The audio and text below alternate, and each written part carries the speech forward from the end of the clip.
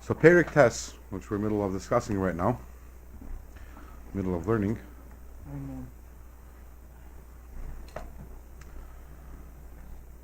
Perek Tes is the battle between the Nefesh Elokis and Nefesh Bahamis. And as we started learning last week already, the battle is an all-encompassing one, from the top to the bottom. You have the Nefesh Elokis and the Nefesh Bahamis. They're compared by Shlomo HaMelech to two kings fighting over an Ir Ketana, over a small city. The small city is the human being, and its inhabitants are all the limbs and faculties. And the Nefesh Elokis and Nefesh Bahamis are both looking for total domination. And the Alter Rebbe, he goes through the entire spiritual anatomy of a person to explain what the desires of the Nefesh Elokis is. It wishes to dominate, number one, the mind. The Chachma and the Bina, the person's mind should be involved in Limud HaTorah, and studying Torah, and thinking about Hashem. And through the mind is the key to everything, through the mind to control the emotions. Actually, first he says, he says that the desire of the Nefesh Elokis is that everything in the body should run according to its wishes. In other words, a person should do only Torah mitzvahs, and then he goes into more detail that it wants to control the mind, and then it wants to control the emotions. And what we ended off discussing last week, the last topic we were discussing, is how there are two levels in emotion control. And level number one is where the passions and the feelings, the desires of the Nefesh HaBahamis are repressed. They exist, but to the point where they're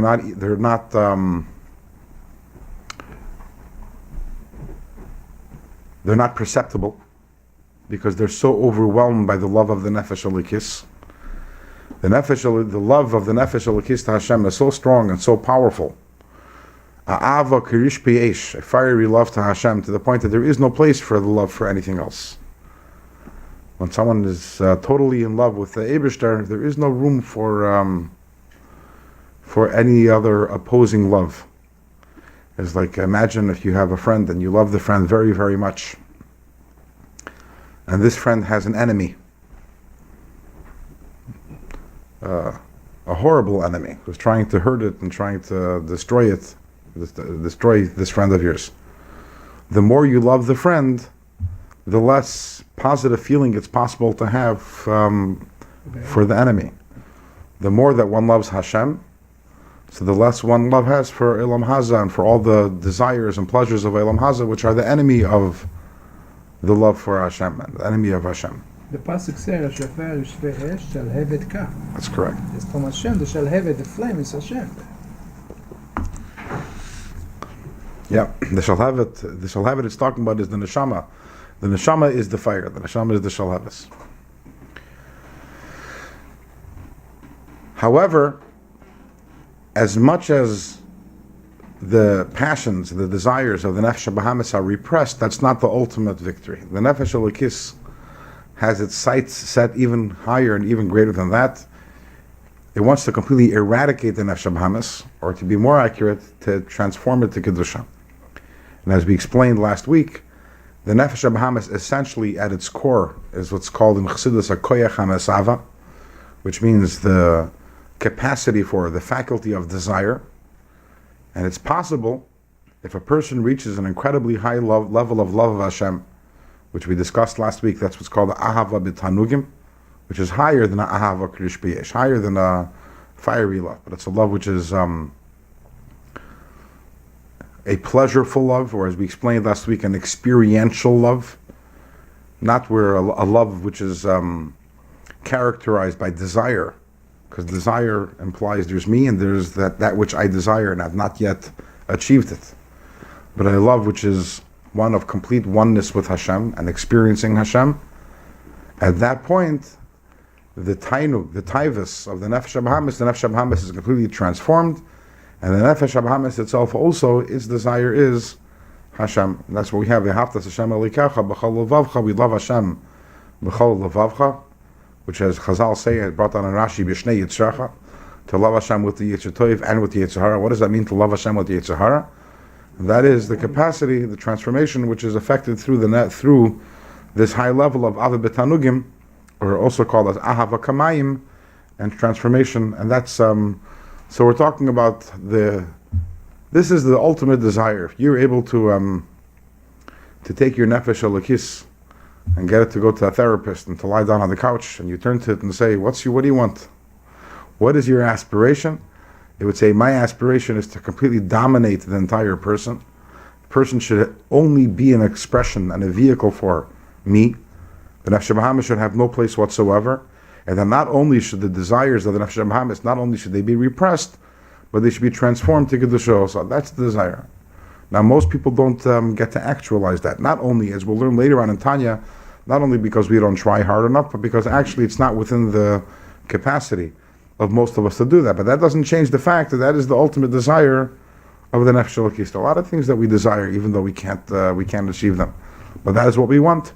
The Nefesh Elokis, what it wants is this complete domination. And how do we have, again, how is it possible to transform the Nefesh Bahamis? So as we discussed last week, that is through the higher level of love, the love which is called Ava B'tanugim, and that's what we're holding right now. 6 lines from the bottom of the page, where it says V'hainu, page Yudalit, 6 lines from the bottom. And up to this point, the Alter Rebbe talks about the transformation of the Nefesh Bahamis, not the repression, but the transformation. And the Alter Rebbe says over here, V'hainu, and how is this possible? How do we get there? Sheyale v'yavai v'yagia, the person should go up and reach L'madrigas Ahava Rabba, to reach an incredible level of love, v'chiba yisera, an even higher level of affection, mimadregas ahava aza krish be'esh, higher and greater than the love which is like a fire.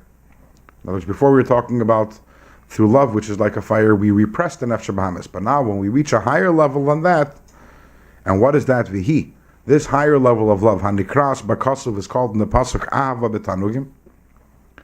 It's called this level of Ava B'tanugim Lis'aneg al Hashem, which means where a person actually takes delight in and pleasure in Hashem Me'ein Olam Haba, similar to the pleasure and delight which a neshama experiences in the Olam Haba. V'oinegu, and this oineg, this pleasure that the Nefesh Elokis experiences, hu b'moyach chochma, is in the mind. It starts in the mind. V'seichel, and the intellect, hamisanig, which takes pleasure, b'haskalas Hashem v'yidiyaseh. What does it mean to experience Hashem? To experience Hashem means to intellectually grasp Hashem. K'fi hasaga sichlei v'chachmasei, as much as a person's mind and wisdom allows. V'hu b'chines hamayim. This is the remember we discussed already several times how the Nefesh Elokis and the Nefesh Bahamis are both comprised of 4 spiritual elements, one of them being water. And we also discussed how the element of water, both in the Nefesh Elokis and the Nefesh Bahamis, is the pleasure element. Water is the pleasure. When you lack pleasure in something, so we call it dry. Even in English and colloquially we talk about that. The water is the pleasure within it. So the pleasure of the Nefesh Elokis is in the mind, and that is the water, v'zera ir zerua, the light which is planted, shebekdushas Nefesh Elokis, in the kedusha of the Nefesh Elokis, hamahapechas l'toiv, and it is the water, the pleasure of the Nefesh Elokis, which has the ability to transform to goodness, as bechinas hamayim, the water, the pleasure shebenefesh habahamis, shemihem, which from this water, Bo Taivas Tanuge Elam Haza Mitchila, that's where the Taivas, our desires for this world, originate from. As it says in the Eitz Chaim, in the name of the Zayar, Shahara Nepach Lies Toiv Gamor, that it's a possibility for the evil of the Nefesh Bahamis to be transformed literally to good. Kemoy Yetzer Toiv Mamish, the Haser Habegadim Atzoid Mamish, it should be like the Yetzer Toiv. And how does this happen? B'hasar habegadim atzoyim mimenu, when the dirty clothes are removed, we have in the Haftarah for Chanukah, which is also the Haftarah for, I believe, Bahaloischa, Rani V'Simchi. So it talks there about the Zechariah, the Navi Zechariah, where he was told to remove the begodim hatsoyim, the soiled garments. And in Chassidus, the soiled garments are referring to the garments of Machshava Dibur Maisa, which are impure. So when the person has this desire when the Nefesh Bahamis sheds the impure garments, in other words, the desires for things which are not godly, then Shein Tanugi Elam Haza. So when these garments are removed, Shum Lubash Bahan, these garments which the Nefesh Bahamis is enclothed with, then it can be transformed to goodness. In other words, by most of us, because we're born that way, so there's the core Nefesh Bahamis, which is the taivus that we have, we have desire. But the expression of the desire, which is usually for worldly things, that's the garments of the capacity for desire. And if we remove those negative expressions, and instead of desiring the good thing, the bad things, we could start actually desiring the good things. We can start desiring kedusha. That's what said, "Al tistakel bakankan, ela ma sheyesh betach." There we go. Don't look at the barrel. Look at what's inside it. So don't look at the garments, because then the Nefesh Bahamis looks awful. But if you actually manage to remove those garments, so we have there a pure koyach hamesava, desire, capacity for desire, which can be rechanneled to kedusha. So that's what we have over here so far. The Nefesh Elokis, what does it want? It wants to completely dominate and even transform the Nefesh Bahamis. See, it doesn't have no Yetzirah whatsoever. That's what the Nefesh Elokis wants. Here we're describing the desire. If a person achieves this, then he has no Yetzer Hara whatsoever. So where's his free will then? It's a good question. Now we can talk about, first of all, who says tzaddik has free will?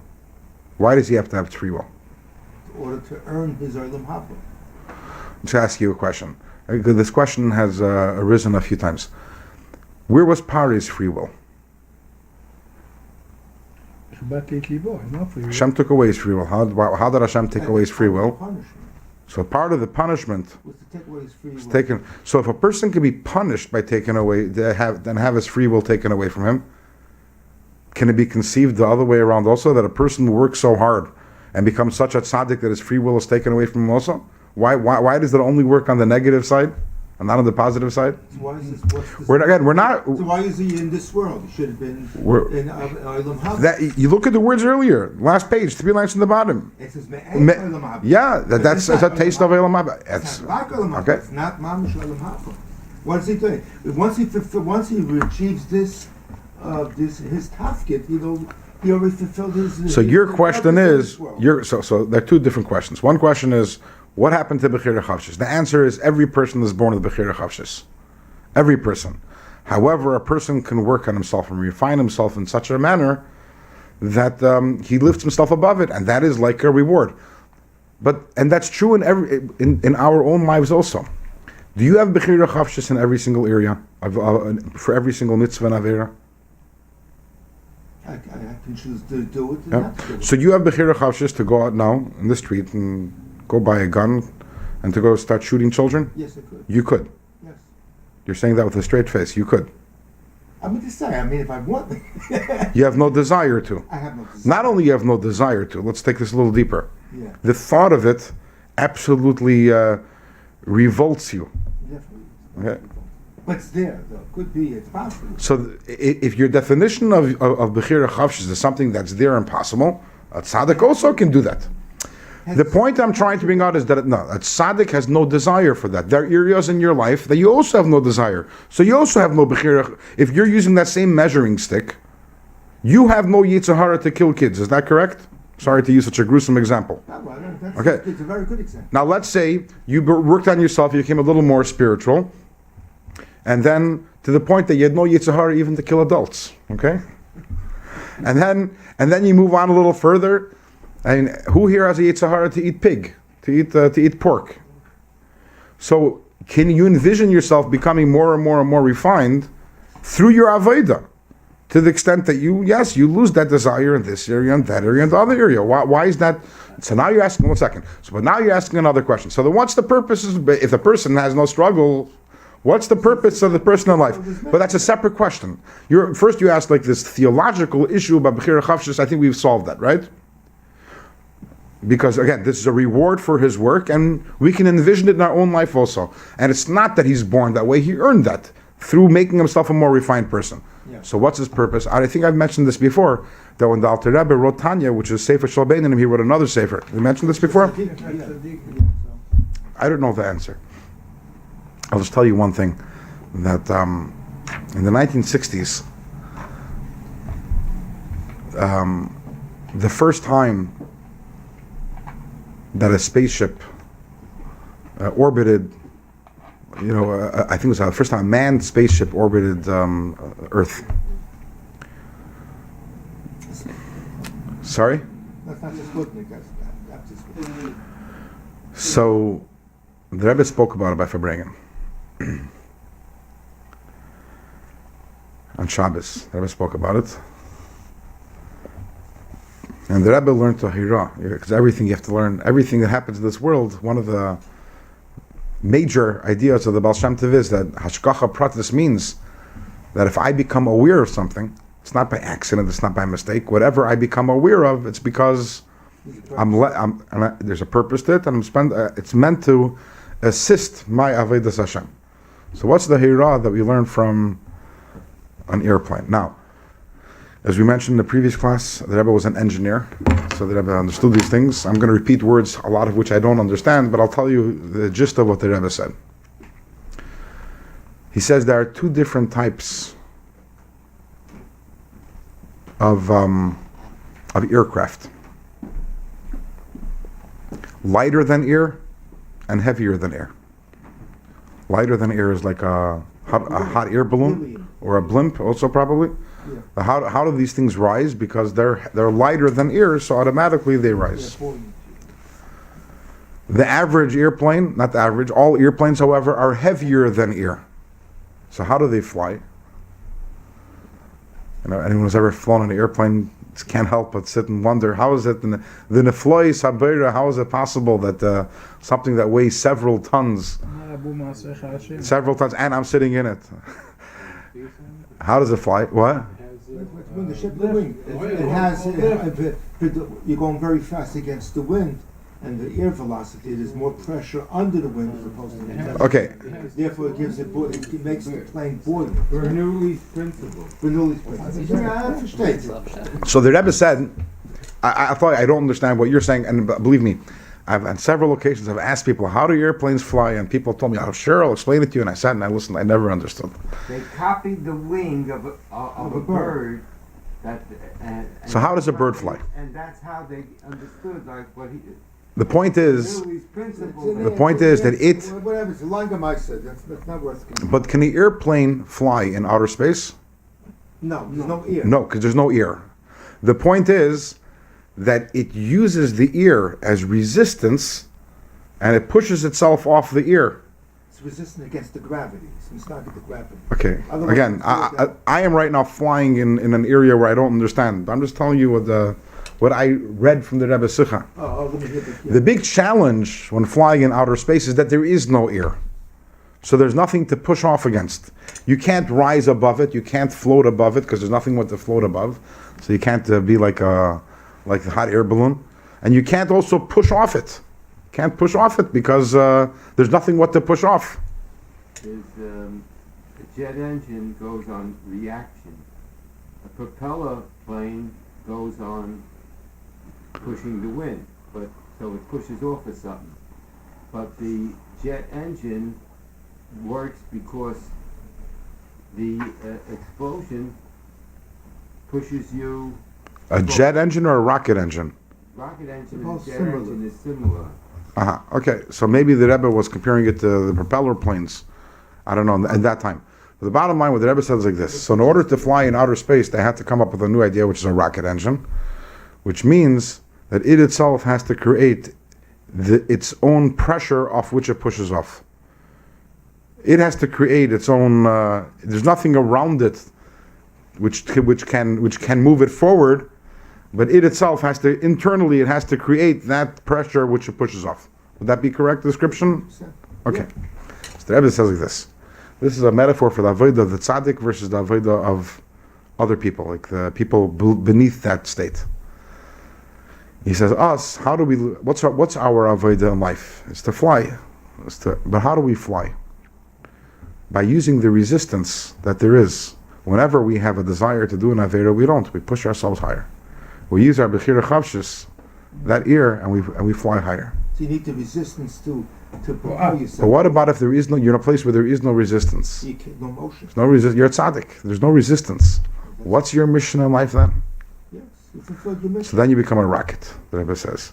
Then you have to create your own internal resistance and use that to fly higher. In other words, your avodah then is just to fly higher and higher and create within yourself that energy, even though there is no resistance to push you higher. Now, what does that mean in practical terms? I don't know. But I think that's also obviously the question is, the same question can be said when Mashiach comes. What's going to be our avodah when Mashiach comes? We all know we won't have a Yetzer Hara then. But the avodah Hashem will continue. The idea of going from one level to another level. Tzadikim ein lahem menucha lei be'elam haza lei be'elam haba. There is no menucha, but there is no Yetzer Hara. What did it say? Also, the Kadosh Baruch Hu, the Eibush is going to take the Yetzer Hara, is going to shecht it. So but we're going to serve the Eibush. So that's the avodah of tzadikim. So it's a whole different seder avodah of moving higher in levels, higher levels in kedusha. So that's It's a different concept. You're saying in doing that. It's a different avodah, totally different avodah.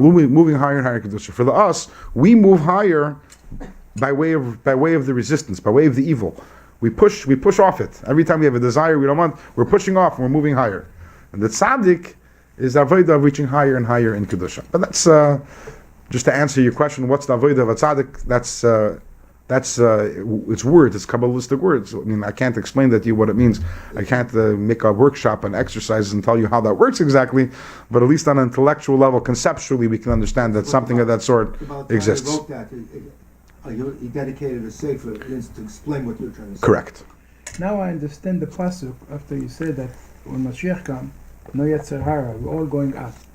It said, "Ve'amech kulam tzadikim." That's it. Yep. So that's the pasuk. The truth is, we are all tzaddikim deep down. When Mashiach comes, it's all going to be revealed. Every yid is a tzaddik. That's the truth. Okay. It's worth giving. So until now, we talked about the midah of we started off, if you remember, with yira. Right away, the mind gives birth to fear of Hashem, and then we moved into this long explanation about ahavas Hashem and love of Hashem, and how the love of Hashem impacts the nefesh habahamis. And now further insight, 6 lines from the top, page 28. V'chein shar kol hamidah shebalev, and same thing is also all the other emotions in the heart, shehein anfei hayira v'ava, which, as we learned earlier in chapter 3, all the other emotions are branches of ava and yira, of love and fear. The Naftali Silberberg wants that yiyu l'Hashem levade, they should be only reserved for Hashem. V'chol koyach hadibur shebepeh, and now we're going to move on to the garments. Till now we discussed the seichel and the midos, the intellect and the emotions, and now we move on to the garments. That the garments also, the shubita Hashem, again, the capacity for speech, which is in the mouth, v'machshava, and thought shebemoyach, which is in the mind. Yiyu mimuloyim in levushi hamachshava v'adibur shel nefesh shel kis levada. They should be only involved and preoccupied with the thought and speech, which are of the domain of the nefesh alikis. Shehin machshavas Hashem v'teirase, thinking about Hashem and His Torah. Li'es hichase kol hayom, that a person's talk throughout the day should be le'pasik pumi migirsa, shouldn't stop studying. And then the third garment, v'koyach ha'maisi shebiyadayim, the capacity for action, which is in the hands, v'shara machi varav, and the other 248 limbs. Yiyu b'maisa mitzvahs levad, should be involved only in doing mitzvahs, shu levush hashlishi shal nefesh olikis. That is the third garment of the nefesh olikis. So you realize we spent a page and a half describing the desire of the nefesh olikis. What? To be all the way. All the way.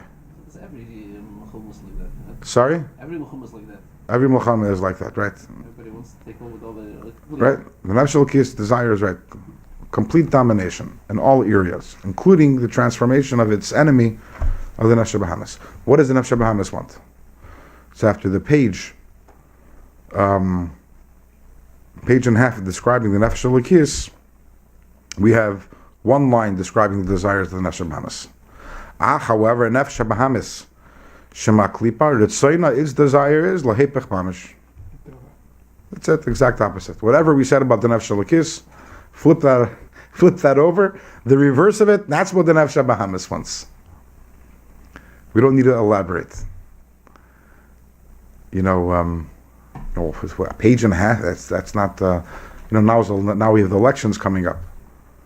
So if I remember correctly, many years, I don't know, 15 years ago, they wanted to make this. Maybe they did it. I think it's called equal and balanced coverage. That's on TV stations and on radio stations. You have to give.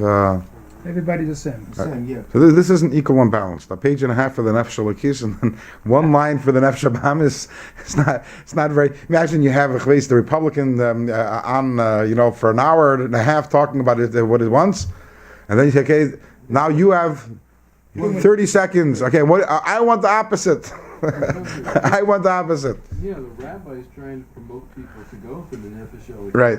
So why is he going to, go out of his way to give a fair shake to the other side? So I once heard someone saying that the Alter Rebbe didn't know what the Nefesh Bahamis wants. He knew what the Nefesh Elokis wants, and then that he was able to elaborate on it extensively. And then afterwards, he knows that the opposite is what the Nefesh Bahamis wants. But I don't accept that because if you learn Tanya, and as we continue learning, the Alter Rebbe knew very well what the Nefesh Bahamis wants. He couldn't have written this book if he didn't know. He knew all the targets. He knew exactly what the Chassidim are going through, and that's what the Sefer. The purpose of the Sefer is to help us with the desires of the Nefesh Bahamis, and you can't combat the Nefesh Bahamis if you don't know thy enemy. If you don't understand it. But the obvious answer is: listen, we don't need to say it twice because Zelu Mazeh, one's the opposite of the other, and as you said very correctly. So what? So I'm going to give a page and a half to the Nefesh Bahamis, and then give the one line to Nefesh Elokis. It's much more gishmak to talk about the Nefesh Elokis, and then just say, okay, Nefesh Bahamis wants. But what does it want? It wants also total domination. In other words, of the mind, that the mind should think in a selfish way, because that's what the Nefesh Bahamis is selfishness. The heart should be selfish, and the action should be selfish. Again, we're not talking here necessarily about evil, but we're talking about selfishness. However, the Alter Rebbe continues that this is l'toivas ha'adam, this is for the good of the person. In other words, ultimately, the Nefesh Bahamis, its desire that the person should be the exact opposite and be selfish is ultimately to benefit the person, because the point is sheyizgaber aleha, that the person should overpower it, v'yinatzchena, and be victorious over it, k'mashal hazoyna shebezoyer hakadosh, as the mashal of the zoyna, of the harlot, which is the Zohar talks about. The Zohar talks about a king who had a son, and the son was very bright, and the son was very talented. We spoke about this mashal once. Yeah, I we believe spoke. so. Yeah, I think we had it. A couple of weeks ago. We had it a couple of weeks ago, right? Told her to seduce his To son. seduce him. Right. This is the second time Tanya Alter Rebbe discussed it. Correct. Whereas the first time I don't remember already. Somewhere. Yeah, but we learned it already. Okay. So if there was a Jew who never studied Torah, it would be very easy for him to be dominated by his Nefesh Bahamis. Nefesh Bahamis, right? I mean, it would be unusual for such a person to be able to control his. Not unusual. Impossible.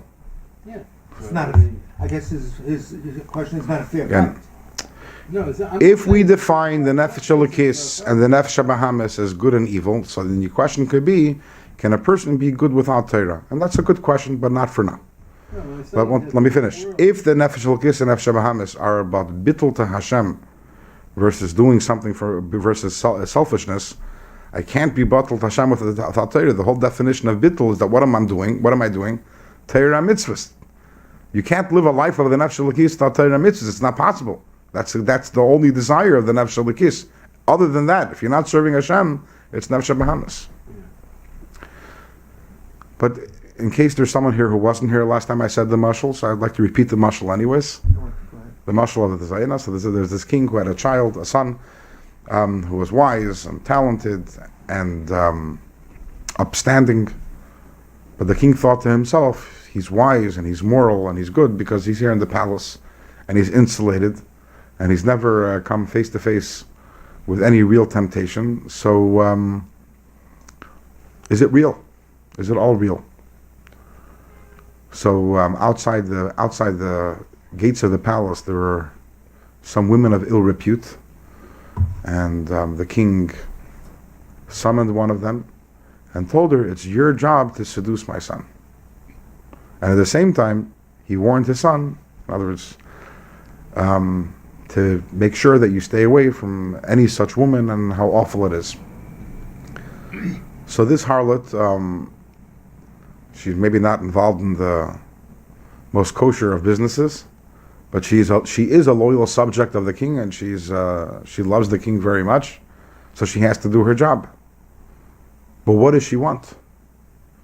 She doesn't want. So she has to go and try to seduce the king's son, and she follows him around, and she does her work. But what she really, really wants is that the king's son should reject all of her advances, because she knows that that's what's going to make the king happy.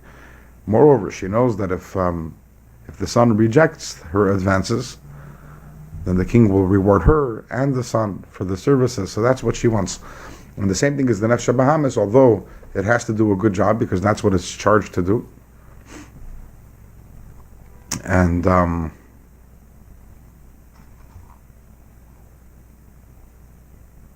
it does its job, faithfully and loyally. I saw this story recently that there was this one of these Gedolei Yisrael, one of the Rebbes, I don't remember who. And when he was a child, he was a little of a troublemaker. And one day his father was reprimanding him for something that he did. And the son said, "What do you want from me? I have a Yetzer Hara." So the father said, "Yeah, you should learn a lesson from the Yetzer Hara. He does exactly what he's told by Hashem. He doesn't deviate one iota. He's a faithful servant of Hashem. Should learn from him." The opposite. So the son said, "Yeah, but the Yetzer Hara doesn't have a Yetzer Hara trying to tell it to do the wrong thing."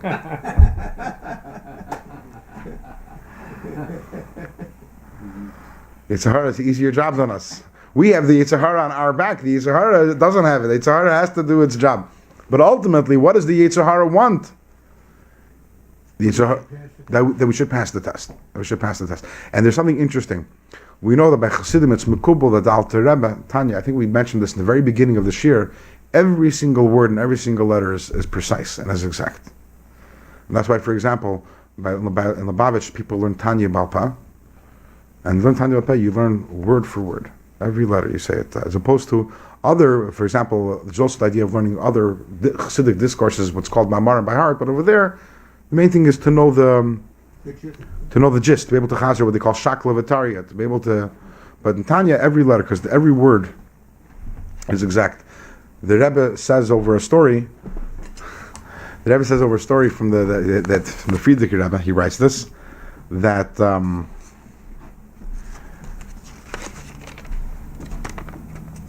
he says that the Alter Rebbe's The Alter Rebbe had a brother. His name was the Maharil. Maharil? The Maharil, Rabbi Yehuda Leib.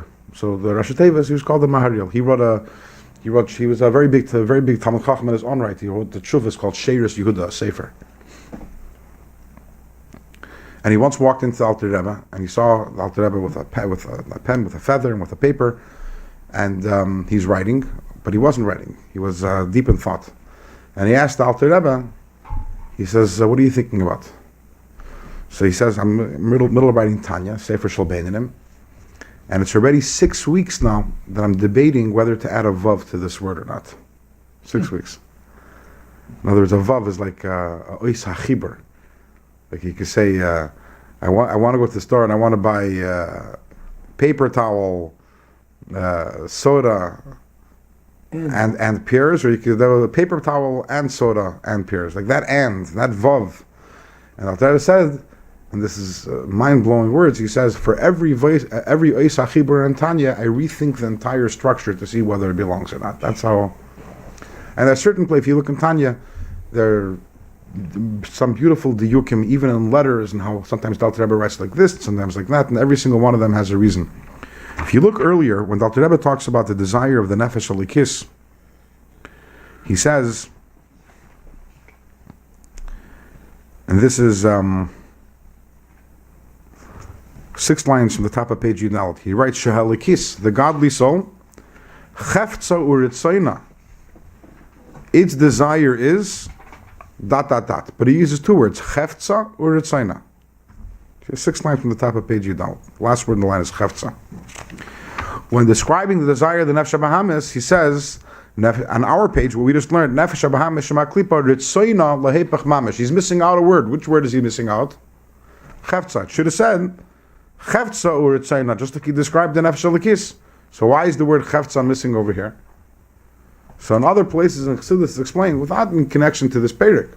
What is the difference between Chayfetz and Ratzon? We know that when in Hebrew, when there are 2 words, even though they seem to be synonyms, and they might seem to convey the same idea, but the fact that there are 2 words, they're called, in Hebrew it's called Milim Nirdafes.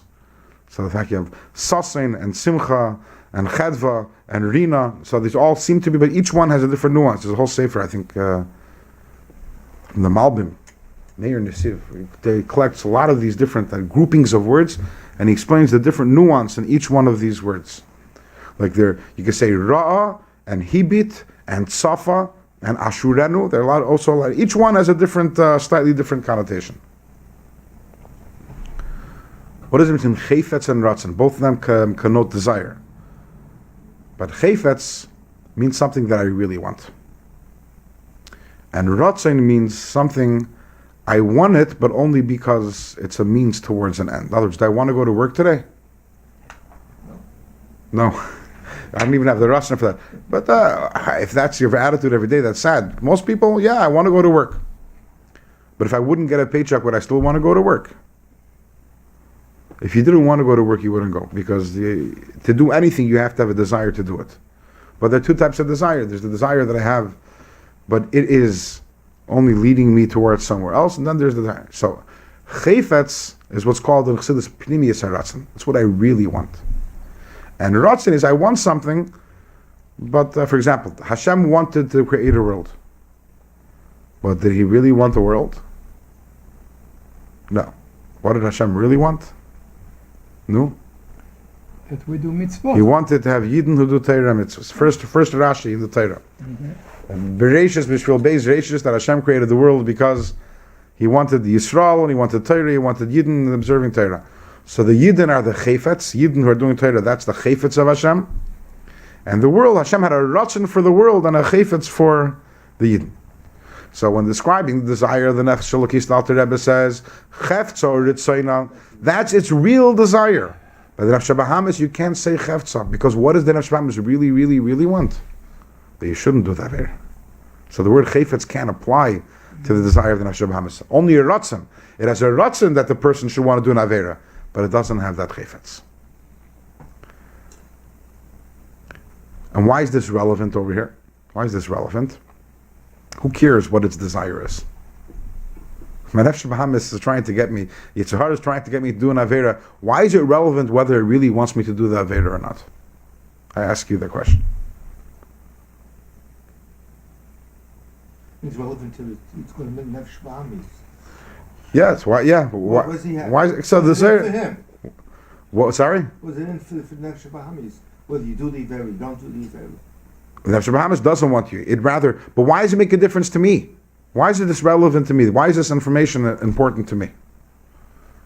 And I think that we can all relate to the idea that when we're up against an obstacle, and sometimes when we're talking about the obstacle, we're talking about an internal obstacle, not an external obstacle. You know, a certain bad habit that we have, or a certain, I don't know, desire that we have, an addiction that we have, whether a full-blown addiction or we're all addicts to a certain extent. You know, if you in a small way. And sometimes we feel that we're powerless against these desires that we have, and this. I've made this mistake so many times, and I've tripped again and again and again, or my laziness, or whatever it may be. we perceive the enemy to be very real and to be very strong. But if we only were to take a moment to think about the fact that the enemy isn't so real, not only the enemy itself wants me actually not to succumb to the temptation and to its lure. It's a different world then. It's a different world. Because then you realize the whole purpose of the Nefesh Bahamis. What is the purpose of the Nefesh Bahamis? Not that I should fail, but that I should overpower it. If we can view every challenge in life, because it's talking here about the Nefesh Bahamis, but this is really true about every challenge we encounter in life. Why does Hashem put a challenge in our direction? Why does He give us these things? Because He wants us to fail. Chas v'shalom. Any challenge that Hashem presents us with, the reason why we have the challenge is because we're meant to overcome it. And that is the purpose of the challenge. The purpose of the Yetzer Hara is not that I should sin, but that I should overcome it, and using the example of the plane that we mentioned earlier, that I should use it to fly even higher. That change of perspective gives me the koyach. It gives me the koyach to realize, of course I'm stronger than it. It wouldn't be there if I wasn't stronger than it. Think about that for a second. If I couldn't overcome it, Hashem wouldn't put it there. If the whole purpose why Hashem puts it there is that I should overcome it, then I could overcome it. And that perspective, when we view the Nefesh Bahamis and all the challenges that it presents, or that Hashem presents before us, with the understanding that it's commercial hazoyna b'zayir hakadosh, that really this is only for my good. This challenge is there only for me to overcome it. It gives us the courage and the ability and the confidence to be able to overcome the Nefesh Bahamis. What are you playing with me? You want me to do the Savera? Even you don't want me to do the Savera. This is Tama Mishagas. Yeah. Was this a revelation in the Tanya? Had it ever been written before in any other sefer? This concept? This is Zohar. The Zohar. So this mashal of the Zohar is in the Zohar. Yeah. Yes. But Nefesh Bahamis, it does have I would say, a pronounced koach, because otherwise we would all be tzaddikim. Just based on what you just taught us. I say, oh, I understand now. I'm an automatic tzaddik, but there is a certain real big pull or a koach to it. It does a good job. It does a very, very good job. Right. But is that a statement or a question? I'm saying, I'm asking, what is the cut? Why now that you explained this to us, can't we automatically overcome and realize it doesn't? Because if life was so easy, it wouldn't be worth anything. Right, so why can't we come to the realization? We could. It takes work, and that's what Tanya is all about. All right, okay. But it's not as simple as just hearing a Shena Vart and leaving and saying, oh, okay, now I'm a tzaddik. Halavai. What do you say about people who's addicted in doing certain events, and they say they can't, say they would claim it's too hard for me so you're saying Nefesh Bahamis on these people are is more stronger than from some. It's possible that certain people are strong enough Bahamis, but the premise remains. My Nefesh Bahamis, Hashem put it there for me to overcome. If I couldn't overcome it, it wouldn't be there. That's, in other words, axiomatic. If the Hashem puts the Nefesh Bahamis and the purpose is that I should get reward for overcoming it, that means that obviously Hashem would never give me a Nefesh Bahamis which I can't overcome. Now the question is how. I'll go down, I'll speak to them. But it's including an addict that we're talking about. Including an addict, everyone. Now the question is how, and some people take a certain type of process, another person takes another type of process, and I'm not saying it's easy. But Hashem would never give us a challenge, internal or external, that we can't handle, because otherwise Hashem is just being mean. Chas v'shalom to say that. What we have now, we finished right now, and we're holding up a Perek. We finished this chapter. We have now all the tools now to be able to understand what is a tzaddik and what is a beinoni and what is a rasha. Next Perek Yud is going to tell us what a tzaddik is. Perek Yud Aleph, chapter 11, is going to tell us what a rasha is. And then Perek Yud Beis is going to tell us what a beinoni is. And in order to make sense out of the whole thing, what I'm going to do right now, I want to talk about all three of them and give us a general idea. So this way, when we get to each one of them, we're understanding better of what we're talking about. But for those of you who are here for the long haul, who over here by raise of hands was here when we learned Perek Aleph and Tanya? 2 of you, okay? 3. So in Perek Aleph Tanya, the Alter Rebbe already gave us certain ideas about what is a tzaddik and what is a rasha. There was still some confusion about what a Beinoni is, but a tzaddik and rasha were pretty clear. What is a rasha?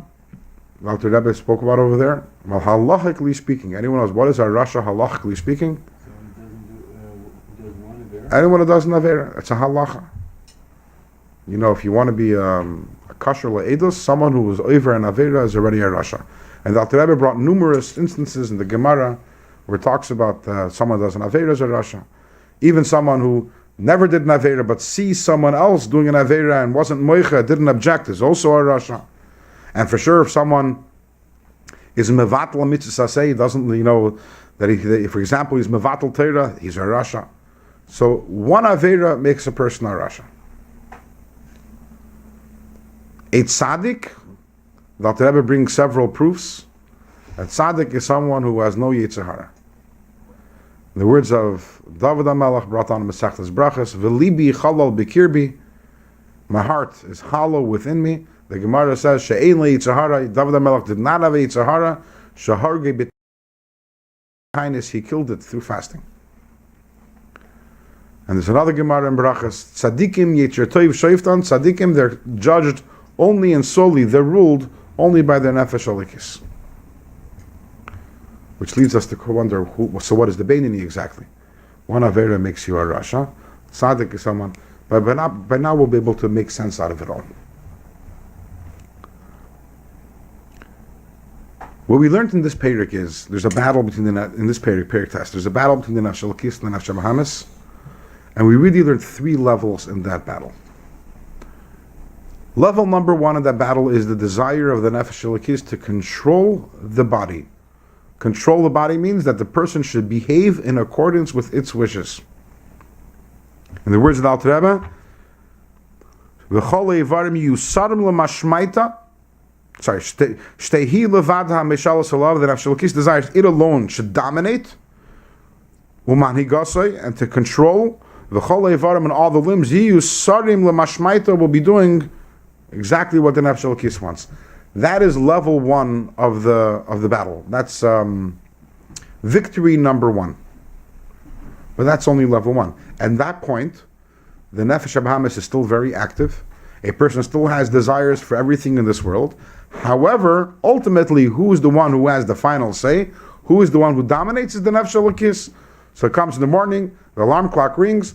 I don't want to wake up. My nefesh bahamis is fully there, but my nefesh alikis is victorious, and I do wake up. And I get up and I don't want to daven with kavana, but my nefesh alikis, I do daven with kavana. And so on and so forth throughout the entire day. Level 1 in the victory of the nefesh alikis is control over what we can say is the machshava diber maisa, the garments, thought, speech, and action, that those are only for Hashem. However, as we learned further in this perek, in perek tes, that's only step 1 in the battle plan and the desire of the nefesh alikis. It goes further than that. The next step is not only domination, meaning not only that there is the nefesh alikis and the nefesh bahamis, but the nefesh alikis is the victorious one. On a high, when we move even higher, the victory is that the nefesh bahamis itself is vanquished. Not that it's suppressed or that it's beaten. And in there we learned there are 2 levels also. In the vanquishing of the nefesh bahamis itself. In other words, in the first level we're talking about the nefesh bahamis remains. However, the victory is in the area of machshava diber maisa. Moving it higher, the victory is in the area of the nefesh bahamis itself. That either it's repressed to the point that it's not perceptible, it doesn't express itself anymore, or even higher level is that it's transformed. So we have over here 3 levels. Nefesh Elokis dominates Machshava Dibur Maisa is level number one. Level number two, in other words, thought, speech, and action. Level number two is the Nefesh Elokis not only dominates thought, speech, and action, but it also has completely suppressed the desires of the Nefesh Bahamis to the point that they're not felt anymore, they're not visible, the person doesn't feel them anymore. Level number three is where the Nefesh Bahamis is transformed. At this point, however, let's take levels 2 and 3 and put them in one category, because both of them mean that the Nefesh that the Nefesh Elokis has won not only the battle of the Machshava Dibur Maisa, it has also won the battle of the heart. Now, to what extent has it won the level of the battle of the heart? There are two levels in that, but there's the battle over Machshava, over the garments, and there's the battle over the midas.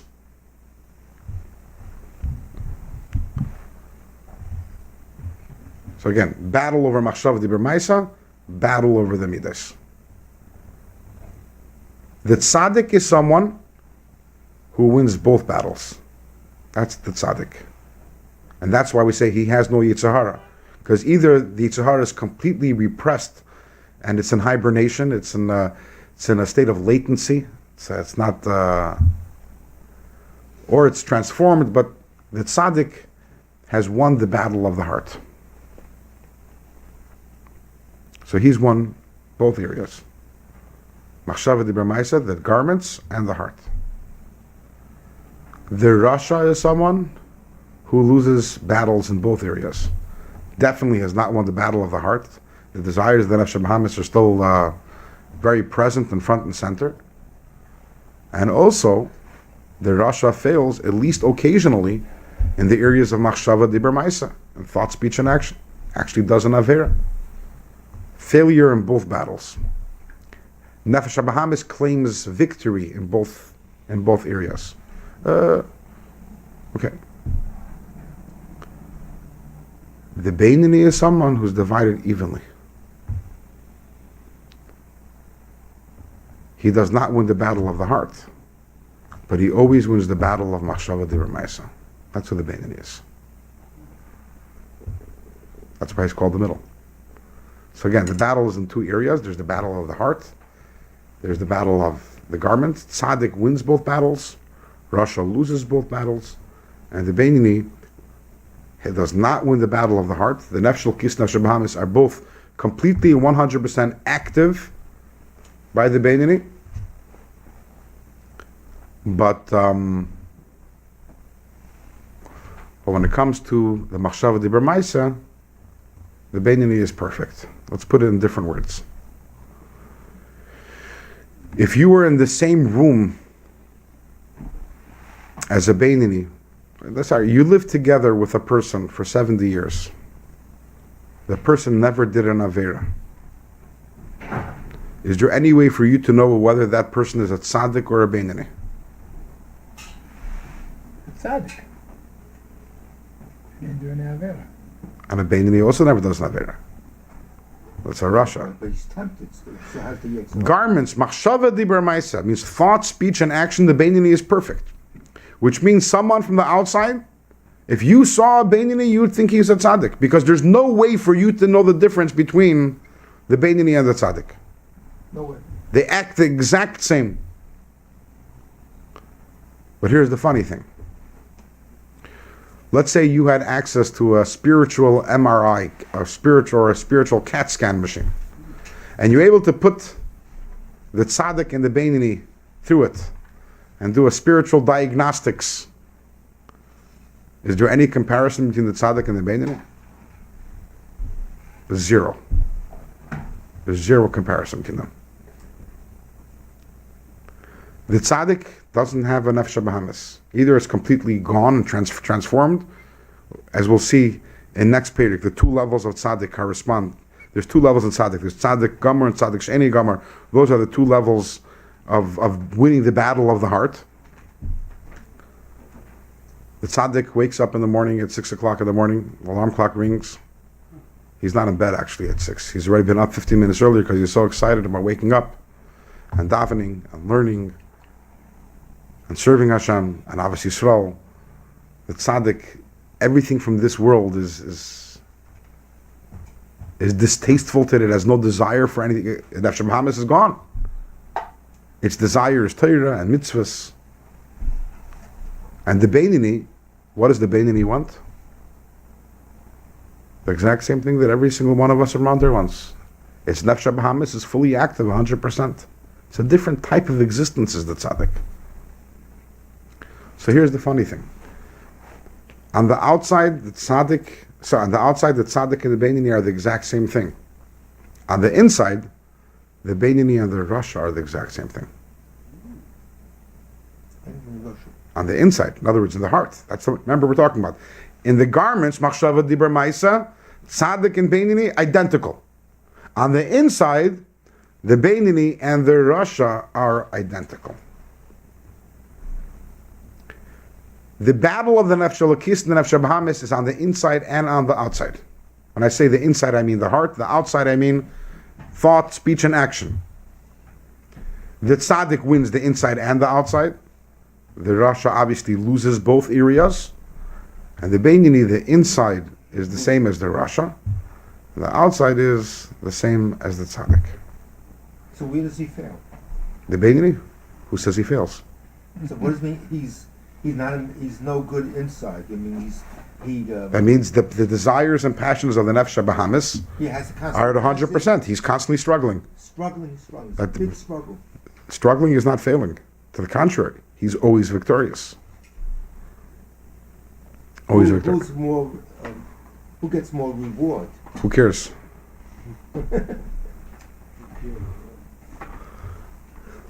In Chabad, reward is not a matbeya mehalachas. It's not. What's the reward? Who's better off, the Beinoni or the tzaddik? They both serve Hashem in their way. Tzaddik's actually bigger than the Beinoni. The tzaddik is higher than the Beinoni. Yes. Tzaddik is higher than the Beinoni, but it doesn't mean that he's greater than the Beinoni.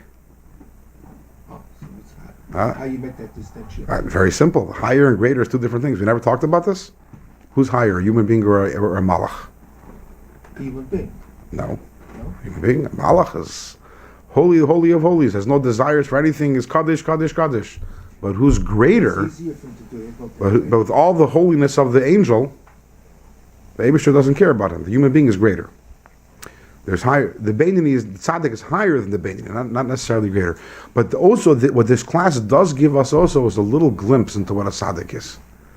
Because most of us, when we think of a tzaddik, we think someone who has perfected his behavior. And now we understand that according to Chassidus, tzaddik it's a different stratosphere. Tzaddik is not just about someone who behaves in a more perfect way or has more self-control than me and does less bittul Torah. That's a Beinoni. That's a Beinoni. A tzaddik is someone. It's a different. He's living amongst us, but this is it's a different planet altogether. It's a person who has no desire for anything in this world. His heart is a coal of love, whether it's kirish b'yesh, like fire, or whether it's kamayim, whether it's like water. It's full of love for Hashem. And now we understand a little the importance of connecting to that tzaddik and realizing that when we connect to that tzaddik, we're just really connecting to a person who's in a much higher level and can bring us also to greater heights than we can. From the outside, you can't tell. It's a great question. How do I know if someone's a tzaddik? Maybe they're a Beinoni. Maybe it's a Beinoni. It's a great question. He thinks he's the tzaddik, he's a Beinoni, maybe. Maybe he's a Russia also. Maybe he's you can't. You're right. You never can tell. You're right. In other words, as we're going to learn a little later, someone who does an Aveda every 2 years, who's a Russia, yeah. But if you would know him, you'd think he's a tzaddik. In other words, let's say someone who is once every 2 years, he's Mevatel Torah for 15 minutes. Such a person in our language is called a tzaddik, right? In our language. But according to true terminology, he's not considered Russia, right? That's a great question. And I don't really have an answer to that. How do we know then if a person's a tzaddik?